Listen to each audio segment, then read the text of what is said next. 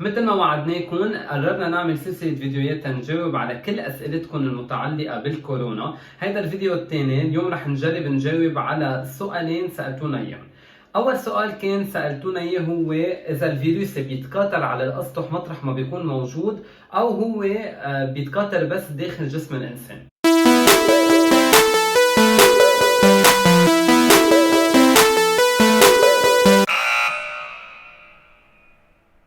هلا كجواب نهائي وسريع، لا، الفيروس ما بيتكاثر على السطح او الاسطح اللي هو بيكون موجود فيها او بالمكان اللي هو موجود فيه خارج جسم الانسان. هو بحاجه لهوست، لخليه بيجي على قلب الخليه، ومن خلال هيدي الخليه بيقدر انه يتكاثر. يعني بمعنى اخر مضيف بيفتح لهم الباب وبيقول له تفضل للفيروس، وهن بيستفيدوا من هيدا المضيف تيقدروا يتكاثروا. هلا بالنسبه لفيروس الكورونا الجديد سارس كوف 2، فينا نقول انه الانسان هو الهوست، هو المضيف للفيروس. دونك برات الانسان هذا الفيروس ما بيقدر يعيش. من هون اهميه انه نبقى ببيوتنا، لانه اذا كلنا صحينا الفيروس ممكن يختفي.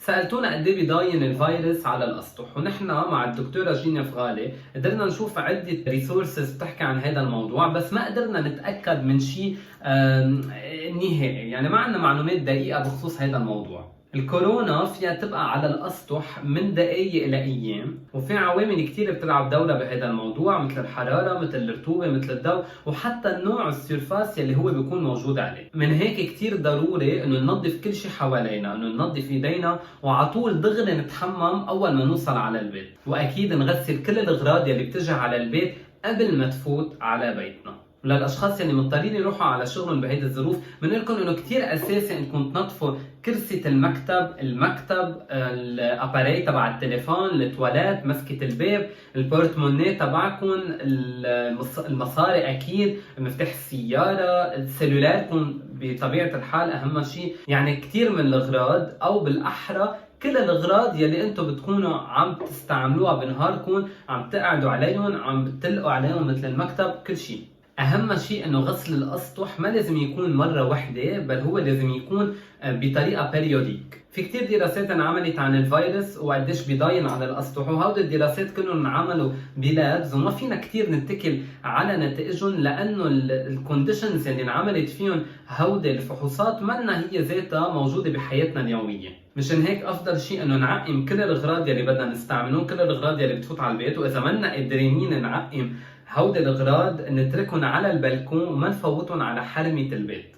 هلا اذا عم بتقولوا انه هيدا سرسوب، اكيد دكتوره جينا قالت لنا انه من الافضل انه نكون مسرسبين بهالاوضاع على انه نغلط بشي خطوه ونلقط الفيروس. يعني اكيد مش اوفر بانيك، بس لازم نكون واعيين بهيدا الموضوع، ولازم ننتبه تنحمي حالنا وتنحمي اهلنا. ما لنا معودين نعقم كل الاغراض تبعنا، مش معودين انه نجيب اغراض من السوبر ماركت نقعد ننظف غرض ونضبه بالبيت، مش معودين انه اول ما نشلح ثيابنا دغري نحطهم بالغسيل، اول ما نوصل على بيتنا دغري نتحمم. يعني هيدي العادات ما عندنا اياها، ونحن هلا لازم نكتسبها.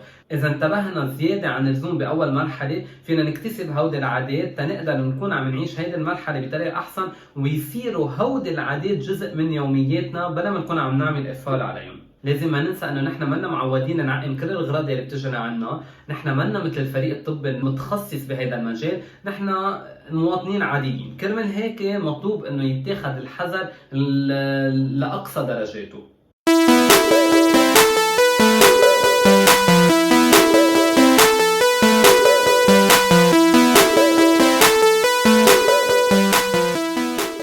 في ستادي بتقول انه الفيروس بيضاين على الكرتون 24 ساعة، بيضاين على البلاستيك والستينلس ستيل 3 ايام. اذا حدا منصاب بالكورونا عطس او سعل معقول تبقى 3 ساعات بالجو، بس هيدي ما بنشوفها بحياتنا اليومية. من هون بتجي اهمية التباعد الاجتماعي، من هون بتجي اهمية انه على طول نغسل ايدينا، وعلى طول ما نظهر من البيت الا للحالات الضرورية. بس اكيد تذكروا انه الارقام اللي اعطيناكم اياها هي لستدي وحده، في ستاديز اكثر بكثير، وهيدا لظروف معينه متعلقه بهيدي الدراسه،